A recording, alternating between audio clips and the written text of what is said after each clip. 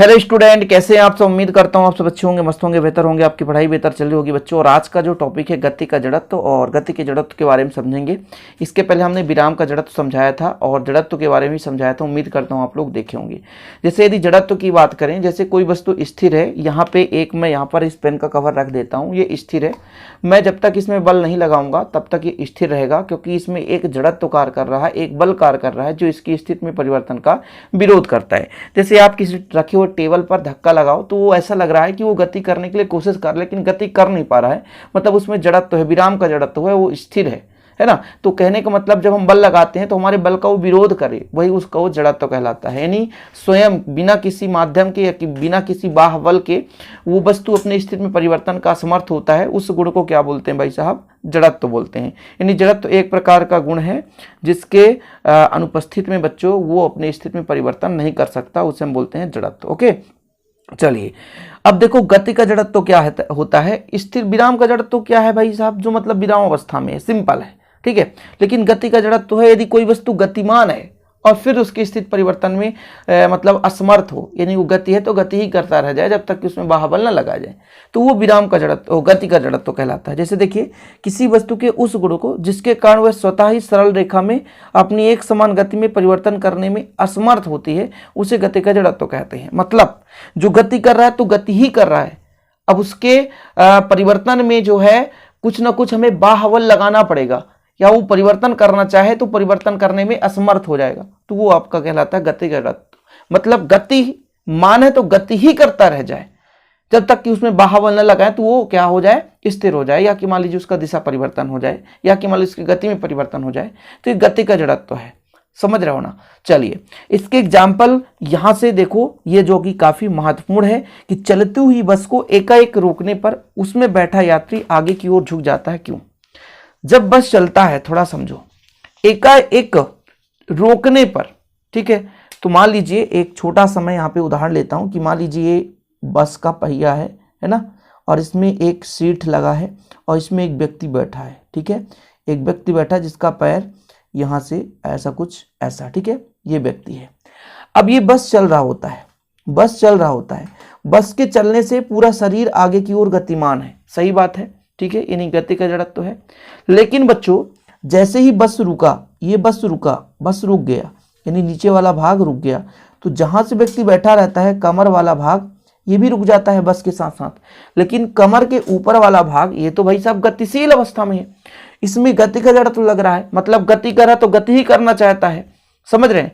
तो कहीं ना कहीं प्यारे बच्चों ये नीचे का भाग जो है विराम अवस्था में हो गया, लेकिन सामने वाला भाग आगे की ओर जाना चाहता है। इसीलिए चलती हुई बस को अचानक यदि रोका जाए तो उस पर बैठा जो व्यक्ति है, यात्री है, वो आगे की ओर झुक जाता है, क्योंकि इसमें कौन सा जड़त्व लग जाता है? गति का जड़त्व लग जाता है। मतलब वो अपने गति में परिवर्तन करने में असमर्थ है। नीचे का भाग तो है बस के संपर्क में है, कमर के नीचे का भाग, जैसे सीट में आप बैठे हो तो आपका नीचे का भाग, कमर के नीचे का भाग पूरा बस से अटैच है। बस रुका तो आपके नीचे का भाग भी रुक गया, लेकिन ऊपर का भाग गतिशील है, अभी भी वो गति कर रहा है, अभी वो गति के जड़त्व में है, यानी गति करना चाहता है, इसलिए वो आगे की ओर झुक जाता है। नीचे का भाग रुक गया लेकिन ऊपर का भाग जो है आगे की ओर जाना चाहता है बच्चों, इसलिए उसमें गति का जड़त्व लग रहा है। समझ रहे हो गति का जड़त्व? कि जब बस को एकाएक रोका जाता है तो बस के साथ यात्री के कमर के नीचे का भाग विरामावस्था में आ जाता है, मतलब विरामावस्था में यानी स्थिर हो जाता है, किंतु ऊपर का भाग गति के जड़त्व में है ना, यानी गति के जड़त्व के कारण गति अवस्था में ही बनी रहनी चाहती है। यानी भाई साहब हमारी जो शरीर का ऊपर वाला भाग है वो गति के जड़त्व में की अवस्था में भी रहना चाहता है, यानी गति ही करना चाहता है, अतः यात्री आगे की ओर झुक जाता है। सिंपल है, नीचे का भाग क्या है? स्थिर हो जाता है, और ऊपर का भाग गति कर रहा है और गति करना ही चाहता है, इस कारण से आगे की ओर झुक जाता है। अब देखो दूसरा नंबर देखो, घोड़े के एकाएक रुक जाने पर उसमें बैठा घुड़सवार आगे की ओर गिर जाता है, क्यों? सिंपल है, कुछ भी नहीं है, जो आपको एग्जाम्पल समझाया गया वही एग्जाम्पल यहाँ पे भी लागू होगा। जैसे हम बात कर रहे हैं बच्चों घोड़ा, जब घोड़ा चलता है तो शरीर का पूरा भाग घोड़े के साथ साथ चलता रहता है। अब चलो इसको मैं थोड़ा सा फिर से डायग्राम के माध्यम से समझाना चाहता हूं। मान लीजिए घोड़ा का मुख है, ये घोड़ा का सिर है मान लीजिए, और यहाँ से हम घोड़ा बना दिए ऐसा कुछ करके, ये पैर है उसके, अरे सिंपल थोड़ा समझना है भाई, दो पैर मान लो कुछ भी है, यहाँ से पूंछ, और यहाँ पर व्यक्ति बैठा है, एक पैर आगे की ओर और एक पैर पीछे की ओर। ठीक, समझ रहे हो। मैंने बैठा दिया सिर्फ ऐसे चिट्टा गुड्डा बना चित्र, लेकिन आप बिल्कुल परेशान ना हो, सिर्फ अभी आपको इतना समझना है कि ये व्यक्ति बैठा है, ये हाथ पैर फैला करके बैठा है, टांगे से पकड़ा हुआ है, कोई दिक्कत नहीं है। तो बच्चों ये बैठा है, दोनों पैर इधर उधर करके बैठा हुआ है। अब जब घोड़ा चल रहा होता है तो पूरा शरीर भी चल रहा होता है, चल रहा होता है, चल रहा होता है, लेकिन जब अचानक घोड़ा रुक गया तो उसके कमर का जो नीचे वाला भाग है वो रुक गया, लेकिन ऊपर वाला भाग वो विराम के जड़त्व में नहीं आया, वो गति के जड़त्व में है, गति करना चाहता है, और गति करना चाहता है, वो आगे की ओर ही जाना चाहता है, गति के जड़त्व में है। इस कारण से वो व्यक्ति आगे की ओर झुक जाएगा। या तो प्यारे बच्चों घुड़सवार तो नीचे भी गिर सकता है, इसलिए ऐसी गलती कभी ना करें। या तो फिर आप घुड़सवारी करें कभी तो अच्छे से पकड़ कर रखें, है ना। कभी कभी तो बस में कोई बैठा यात्री अच्छे से आगे की ओर झुके और पता चला लोहा हो आगे तो नाक बच जाए, है ना, लोहे पर सीधा हो तो खत्म भी हो सकता है। इसलिए बच्चों हमेशा कभी भी यात्रा करें हाथ का सहारा जरूर लें, बिल्कुल स्वतंत्र ना सोएं, क्योंकि सीट बेल्ट आपके साथ नहीं लगा रहता है। समझ, कभी भी मैं बात कर रहा हूं ये सब चीज, उसमें गति का जड़ा तो विराम का जड़ा तो हमेशा लगता रहता है।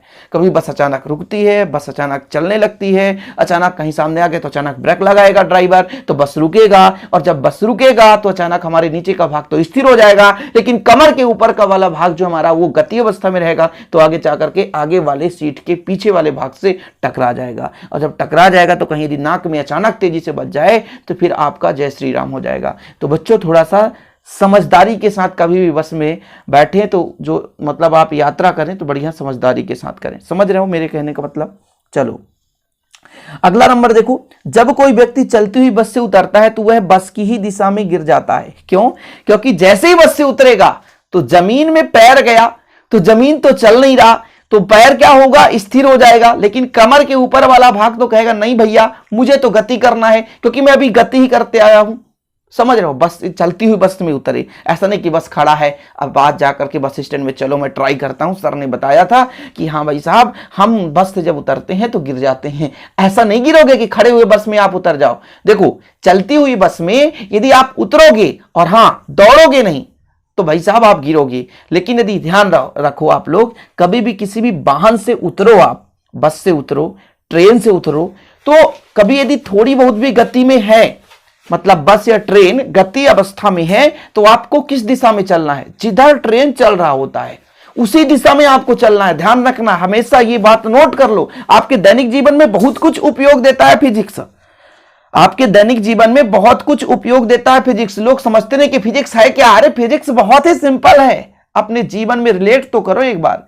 देखो बच्चों मैं आपको क्या समझाना चाहता हूं कि जैसे मान लीजिए किसी ट्रेन से आप उतरे, ठीक है, तो जब आप ट्रेन गतिशील है, यदि आप अचानक उतर गए तो पैर तो आपका जमीन में आया तो स्थिर हो गया, कहीं चलना नहीं चाहते आप, और ऊपर वाला भाग गतिशील है तो सीधा आप गिर जाओगे। ट्रेन में तो हो सकता है पटरी के नीचे भी चल जाओ। ऐसी कई घटनाएं होती रहती हैं पूरे देश में, यदि देखो तो एक आध घटनाएं होती रहती हैं महीनों में, आप लोगों को पता नहीं चलता। लेकिन वो बच्चे भाई समझदार होते नहीं है, बोले क्या करना हमको तो उल्टा जाना है, उतर करके उल्टा घूम जाते हैं। ऐसा नहीं करना, जिधर चल रही है ट्रेन हल्का यदि तेज गति में, मतलब तेज गति में तो उतर नहीं सकते हो, मतलब मंद गति से भी चल रही है, तो जब भी आप उतरो बच्चों तो जिधर ट्रेन चल रही है उधर उसी दिशा में आप जाओ। तो क्या होता है कि पैर के साथ साथ आपका पूरा शरीर भी चलता रहता है, तो इसलिए आप गिर नहीं पाते हो, ठीक है। लेकिन अचानक यदि चलती हुई बस से रुको तो भाई साहब यदि पैर स्थिर हो गया तो ऊपर का भाग जो है वो गतिशील अवस्था में रहना चाहता है, इसलिए पैर को आगे खिसकाओ, यदि नहीं खिसकाओगे तो आगे की ओर गिर जाओगे। ये सिंपल है। जब चलती हुई बस से उतरने वाला व्यक्ति जमीन पर पैर रखता है, मान लो तुम ही हो, सुन रहे हो ना, तुम ही हो सकता है तुम हो, तो पैर जमीन पर रखोगे तो तत्काल विराम अवस्था में आ जाता है, क्योंकि जमीन तो गति कर नहीं रहा, तो गति नहीं कर रहा तो पैर और जमीन जैसे ही संपर्क में आया तो भाई पैर जो हमारा है विराम अवस्था में आ गया। किंतु शरीर का शेष भाग गति के जड़त्व के कारण गत्य अवस्था में रहते हैं, अतः व्यक्ति आगे की ओर गिर जाता है। सिंपल बच्चों, ओके, समझ में आया। देखो अगला एग्जांपल देखो इसका, यही चीज है, यही फिजिक्स है। लंबी कूद का खिलाड़ी कूदने से पहले कुछ दूरी से दौड़ते हुए आता है। देखो कूदने से पहले दौड़ने से खिलाड़ी का पूरा शरीर गत्य अवस्था में आ जाता है, अतः गति के जड़त्व के कारण उसे अधिक दूरी तक कूदने में आसानी होती है। अचानक कहीं पे यदि आप सोचो कि हम एक छलांग लगाएं खड़े खड़े, तो फिर आप उतना नहीं कर सकते, क्योंकि आपका नीचे वाला भाग तो आप जंप लगाओगे कोशिश, लेकिन ऊपर वाला शरीर का इतना वजन भाग 60% तो ऊपर ही वजन रहता है, कमर के ऊपर का भाग 60% वजन है, 40% नीचे है मान लीजिए, पैर दोनों पैर लगा करके, जांग वगैरह है ना, घुटने, टांगे कितनी मोटी है वो आपके ऊपर डिपेंड करता है कितना मोटा आपका टांग है भाई साहब, समझ रहे ना। तो हंसी आ रही है क्योंकि हो सकता है कोई मोटा व्यक्ति देख रहा हो, है ना, कोई दिक्कत नहीं। तो ये डिपेंड करता है आपके टांग की मोटाई पर, पेट की लंबाई चौड़ाई कितनी हो, पेट में तो पानी भर जाता है तो वहां पर हल्कापन हो जाता है, लेकिन टांग कितना मोटा है वो आपके ऊपर डिपेंड करता है, समझ रहे। तो भाई साहब जब भी आप लंबी कूद में दौड़ो, यार आप सामने होते तो आपको भी लगता कि सर हंस रहे हैं, चलो कोई बात नहीं।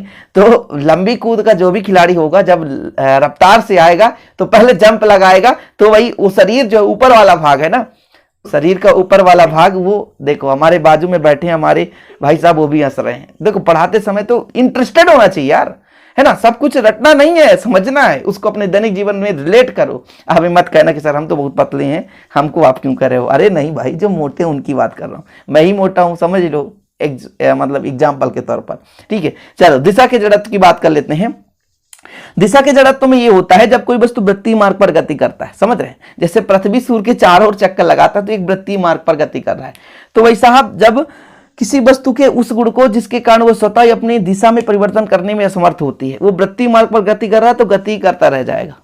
जैसे बस को हम मोड़ रहे हैं वृत्तीय मार्ग पर मोड़ते हुए, है ना, तो जो बैठा यात्री है केंद्र की ओर एक बल का अनुभव करता है, समझ रहे हैं, ठीक है। ये चीज है दिशा का जड़त्व। आप सिंपल है, आप एक दिशा के जड़त्व को समझने के लिए आप क्या करना है, एक रस्सी में एक पत्थर बांध लेना और फिर उसको वृत्तीय मार्ग पर घुमाना और फिर अचानक उसे छोड़ देना। जब आप छोड़ दोगे तो वो जो है एक स्पर्श रेखा के अनुदिश दूर चला जाएगा। फॉर एग्जाम्पल यहाँ पे मैं थोड़ा समझा देना चाहता हूँ। जैसे मान लीजिए एक रस्सी है, यहाँ पे एक वस्तु है, जब घुमाओगे तो ये ऐसा कुछ वृत्तीय मार्ग पर गति करेगा, और मान लीजिए ला करके आप यहाँ पे छोड़ दिए तो ऐसे ही दिशा में चला जाएगा। जहां भी छोड़ोगे, यहाँ पे छोड़ोगे तो ऐसा स्पर्श रेखा की दिशा में चला जाएगा, यहाँ पे छोड़ोगे तो ऐसा स्पर्श रेखा की दिशा में दूर चला जाएगा। तो ये दिशा का जड़त्व होता है, मतलब जिस दिशा में है उसी दिशा में वो जाना चाहेगा, कहीं और नहीं जाना चाहेगा, ठीक है। तो इसके कुछ एग्जाम्पल भी आप लोग लिख लो, ठीक है, ये तो आप लोग लिख ही लिए होंगे। इसका एग्जाम्पल एक ये है कि यदि रस्सी के एक सिरे पर पत्थर बांधकर उसे क्षैतिज वृत्त में घुमाया जाए, तत्पश्चात रस्सी को काट दिया जाए, अचानक रस्सी को काट दो, मतलब हाथ में रखो तो छोड़ दो, ठीक है, तो पत्थर स्पर्श रेखा की दिशा में दूर चला जाता है, क्योंकि वो अपने एक निश्चित गति में गति करना चाहता है बच्चों लोग। तो इस प्रकार से दिशा का भी जड़त्व होता है। तो इसके पिछले लेक्चर में हमने बताया था जड़त्व के प्रकार 3 प्रकार होते हैं, जिसमें हमने विराम का जड़त्व पिछले लेक्चर में करा दिया था, और आज के इस लेक्चर में आप 2 है ना जड़त्व समझ ही लिए हैं। उम्मीद करता हूँ कि दोनों आपको तैयार कर लिए होंगे, मतलब आपसे बन जाएगा, और जो भी है आगे का टॉपिक आपको मिलता रहेगा। जय हिंद, वंदे मातरम।